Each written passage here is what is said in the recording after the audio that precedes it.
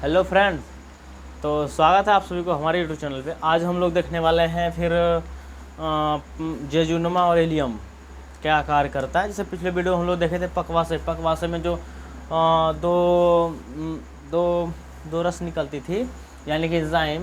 पहला क्या था, कोलेस्ट्रो, और दूसरा था सिक्रोटीन। ठीक है, कोलेस्ट्रो और सिक्रोटीन पकवासे में जो पाया जाता, कोलेस्ट्रॉल जो एक ही था एंजाइम जिसके बारे में बताए थे। फिर था दूसरा था सिक्रोटीन। ठीक है, सिक्रोटीन फिर हम लिखाए थे पिछले वीडियो में कि सिक्रोटीन फिर 3 भागों में बांटा गया है। ठीक है, तो फिर वही तीनों को आज अध्ययन करेंगे। फिर पकवासे से जेजुनुमा से इलियम में कैसे आता है उसके बारे में आज जाएंगे। ठीक है, तो सिक्रोटीन क्या है। सिक्रोटीन में उसमें 3 प्रकार का एंजाइम पाया जाता है जो कि भोजन पचाने में सहायक होता है। एक है ट्रिप्सिन। ट्रिप्सिन क्या करता है, यह प्रोटीन को पचा कर पेप्टाइड में बदल देता है। फिर पेप्टाइड आगे क्या होता है वो भी हम देखेंगे। ठीक है, क्या करता है सबसे पहले फिर समझते हैं। मुख वहाँ से आया, ठीक है, फिर ग्रास नली में गया, ग्रास नली से आमाशय में आया। ग्रास नली में सबसे पहले कार्डियक्स आया, फिर फॉन्डिक आया, फिर पाइलोरिक में आया, पाइलोरिक से फिर छोटी आंत में गया। छोटी आंत में सबसे पहला भाग में पकवासे में गया, जो कि पकवासे में हम जो बोले थे कि पकवासे के जो 2 रस निकालता है, एक रस निकालता है पित्ताशय निकालता है, जो कि कोलेस्ट्रॉल जो पित्ताशय को निकालने के उत्तेजित करता है, और सिक्रोटीन जो कि अग्नाशय को निकालने के लिए उत्तेजित करता है। फिर अग्नाशय ये तीनों निकालता है, जैसे पीछे वीडियो में बताए थे, आप जाके देख लीजिएगा। ठीक है, और फिर हम लोग इससे आगे जो हम लोग देखेंगे फिर क्या करता है। अग्नाशय से जो 3 प्रकार का एंजाइम निकलता है, ट्रिप्सिन या प्रोटीन को पचाता है। फिर है एमाइलेज, या स्टार्च को शर्करा में बदल देता है। क्या, स्टार्च को शर्करा में बदल देता है। कौन, एमाइलेज, जो कहाँ होता है, अग्नाशय के अंदर एंजाइम के रूप में होता है। ठीक है, तीसरा है लाइपेज, या पीत द्वारा पायसीकृत वसा को तोड़कर ग्लिसरोल तथा वसा अम्ल में बदल देता है। ध्यान दीजिएगा इस पे। लाइपेज या पित्ताशय रस जो बोले थे कि कोलेस्ट्रॉल जो पित्त रस को उत्तेजित करता है भोजन को क्षारीय बनाने के लिए, वो क्या होता है, पित्त द्वारा पित्ताशयकृत वसा को तोड़ देता है। जो वसा यहाँ पे जो बनता है उसको तोड़ देता है, फिर ग्लिसरोल तथा वसा अम्ल में बदल देता है। फिर वसा अम्ल और ग्लिसरोल आगे आके क्या होता है वो भी हम लोग देखेंगे। ठीक है, तो कुछ इसी तरह प्रकार का एंजाइम निकालता है अग्नाशय, जो कि भोजन पचाने में बहुत ही सहायक होता है। ठीक है, तो ये था, ट्रिप्सिन था, इमाइलेज था और लाइपेज था जो अग्नाशय रस निकालता है। ठीक है, उसके बाद पकवासे का काम खत्म, उसके बाद भोजन जेजुनुमा में आएगा। ठीक है, अब जेजुनुमा क्या होता है, इसमें कोई पाचन की क्रिया नहीं होती है।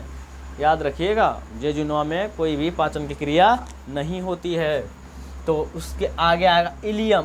इलियम बहुत ही खास है, इसको ध्यान से देखिएगा। इलियम यह छोटी आंत का अंतिम भाग है। इलियम, ठीक है, ये छोटी आंत का बिल्कुल ही अंतिम भाग है। यह पाचन और अवशोषण दोनों कार्य करता है। इसमें कई प्रकार का आंत रस निकलता है।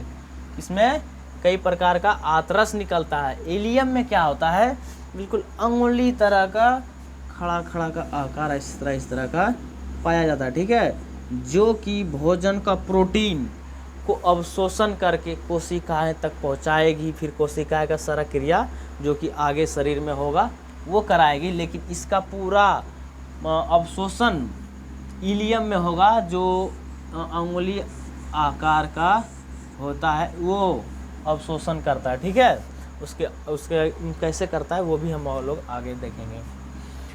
यह पाचन का अवशोषण दोनों कार्य करता है।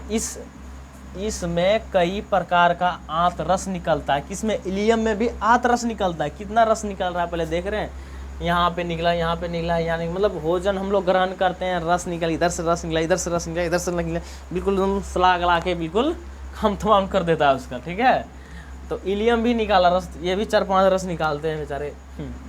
पहला क्या है, रिप्सिन, यह भोजन प्रोटीन पेप्टाइड को एमिनो एसिड अम्ल में बदल देता है। जिससे पेप्टाइड हम बता रहे थे आपको यहाँ पे कि यह प्रोटीन पचाकर पेप्टाइड बना देता है। फिर अबरी यहाँ पे एमिनो इलियम में आके रेप्सिन क्या करता है, प्रोटीन पेप्टाइड को बदलकर एमिनो अम्ल एसिड में बना देता है। प्रोटीन का पूर्ण पाचन रेप्सिन में होता है। प्रोटीन का पूर्ण पाचन रेप्सिन में होता है, ठीक है। और प्रोटीन का पूर्ण पाचन रेप्सिन में होता है और ये क्या करता है, पेप्टाइड को बदलकर एमिनो एसिड में कर देता है, ठीक है। इसको याद रखिएगा। फिर क्या होता है, सबसे देखिए, प्रोटीन बनता है ऊपर में ही, फिर पेप्टाइड बनता है, प्रोटीन बनता है, प्रोटीन से प्रोटीन बनता है, फिर पेप्टाइड बनता है, उसके बाद एमिनो एसिड बनता है, उसके बाद शरीर का कार्य होगा। उसके आगे अब दूसरा रस निकालता है लाइपेज। यह वसा को पचाता है, ठीक है। यहाँ पे हम लिखे नहीं है, लेकिन यह क्या करता है, वसा को पाचन करता है। यह वसा का पाचन करता है, ठीक है। यह वसा का पाचन करता है, याद रखिएगा। कौन, लाइपेज, यह वसा का पाचन करता है और वसा को ग्लिसरॉल तथा वायसीय अम्ल और प्रोटीन और एसिड में बदल देता है। ध्यान दीजिएगा, लाइपेज क्या करता है, यह वसा को पचाता है और वसा को ग्लिसरॉल तथा वायसीय अम्ल, प्रोटीन, एसिड, वसा को ग्लिसरॉल तथा वसा अम्ल, प्रोटीन, एसिड में बदल देता है। कौन, लाइपेज। समझ में आ रहा है या फिर ऐसे ही देख रहे हैं ट्राई करने के लिए? समझने की कोशिश कीजिए। थोड़ा सा मुश्किल है, लेकिन अगर समझ में आ जाएगा तो बहुत आसान लगेगा। ये तो है ही कि जिसको समझ में आ जाएगा तो बहुत आसान है, नहीं समझे तो बहुत हार्ड है। ये तो है, लेकिन समझने की कोशिश कीजिए। फिर से ध्यान दीजिए। क्या है, इलियम 4-5, ये क्या है, छोटी आंत का सबसे अंतिम भाग है इलियम, ठीक है। इलियम में 4-5 तरह का रस निकलता है, जो कि रेपिज निकल के प्रोटीन को पचाया, लाइपेज निकल के क्या किया, ग्लिसरॉल बनाया, प्रोटीन और एसिड को बदल के, ठीक है। उसके बाद मल्टोज आया, मल्टोज यह मल्टोज को पचाता है। जब क्या होता है कि जब प्रोटीन से एसिड से ग्लिसरॉल अभिक्रिया होते रहता है, फिर मल्टोज का भी निर्माण हो जाता है। फिर क्या होता है, मल्टोज ही पचाता है, ठीक है।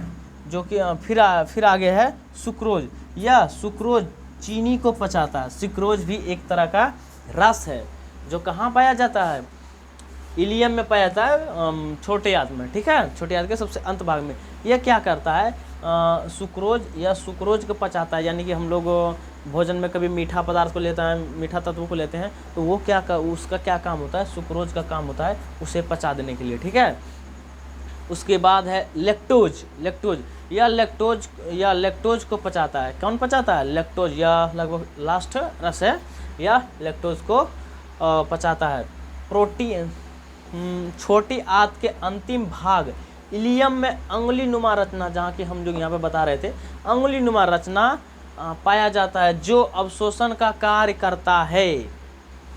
इलियम में अंगुली नुमा आकार का रचना होता है, जो कि क्या करता है, जो अंगुली नुमा रचना का, जो कि अवशोषण का कार्य करता है, यानी कि चूसने का कार्य करता है प्रोटीन को, हमारे पोषक तत्वों को जो हमारे शरीर के लिए इम्पोर्टेंट हो। उसके बाद रक्त संचलन करे, उत्सर्जन में जाके, ये नेफ्रॉन में जाके क्लियर होके, हृदय में जाके, फिर शरीर में जाके क्लियर होगा, ठीक है। तो इलियम नुमा रचना पाया जाता है, जो अवशोषण का कार्य करता है। यहाँ तक हम लोग देख चुके थे। और ये जठर रस इतना ही था, ठीक है, जठर रस नहीं, सॉरी, इलियम में जितना रस पाया जाता था वो इतना ही था, ठीक है। उसके बाद क्या है, भोजन के बाद, ये लगभग खत्म हो चुका है। क्या होता है, फिर हम आउटी से हम लिख चुके हैं, ऐसे देखिएगा, ऐसे ही शारीरिक जीवन में इसको उपयोग कीजिए, बहुत फ़ायदा होगा। क्या होता है, भोजन के बाद हमें पानी नहीं पीना चाहिए, समझ रहे हैं ना। भोजन कितना टाइप का आएगा, बिल्कुल घना। जब क्या करता है, जब भोजन के साथ जब पानी पीते जाते हैं, तो हम लोग यहाँ पे भोजन, पूरा भोजन के साथ में पूरा पानी जाता है, तो उसको पचाने में बहुत ही तकलीफ़ होता है हमारे शरीर के अंगों को, उससे अच्छा से पचा नहीं पाता है, ठीक है। तो भोजन खाने के बाद कुछ देर बाद ही हम लोग को पानी पीना चाहिए। क्या होता है कि जब भोजन खाने के बाद हम लोग पानी पीते हैं तो शरीर के प्रोटीन वसा जितना भी हमारे शरीर के तत्व के लिए बहुत ही फायदा होगा उससे अच्छे से पचा करके एब्जॉर्ब नहीं कर पाते हैं, इसलिए ठीक है। तो ध्यान रखिएगा कि भोजन खाने के वक्त कुछ देर बाद ही पानी पीने का कोशिश कीजिएगा। फिर एक ठो और लिखे हैं, नींद के बारे में लिखा होगा। फिर हम नींद नहीं, हमको नींद फिर नींद नहीं लेना चाहिए, ठीक है। भोजन अब तक कायमा के रूप में ले चुका होता है, यानी कि सारा काम जितना होता है ना कामा का रूप में ले चुका था। ये तो अंत था, छोटी आंत में पूर्ण पाचन है और छोटी आंत में सबसे लास्ट में इलियम है।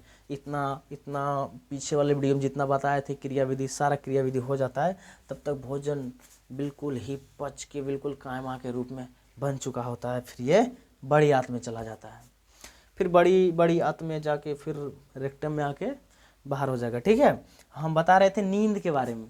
क्या होता है जब हम लोग नींद कैसे आता है, जब हम लोग भोजन करते हैं तो हम लोग को नींद आने लगता है। नींद इसलिए आता है ताकि शरीर का जितना भी ब्लड हो वो शरीर का अमाशय, अग्नाशय, छोटी आंत, बड़ी आंत में इधर बहुत सारे शरीर के अधिकांश ब्लड हम लोग को भोजन पचाने के लिए अमाशय के आसपास आ जाता है। इसलिए क्या होता है मस्तिष्क में खून की थोड़ी कमी आ जाती है, इसलिए हमें आलसपन आने लगता है।